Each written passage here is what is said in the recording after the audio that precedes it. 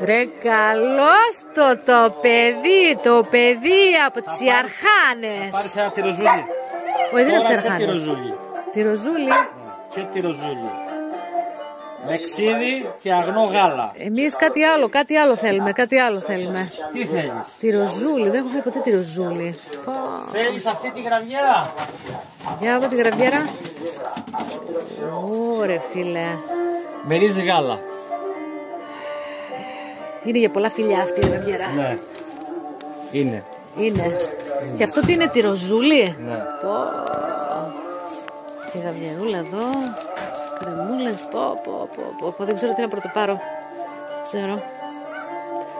Πάρε τα μάξι όλο. Το πάρω όπως είναι.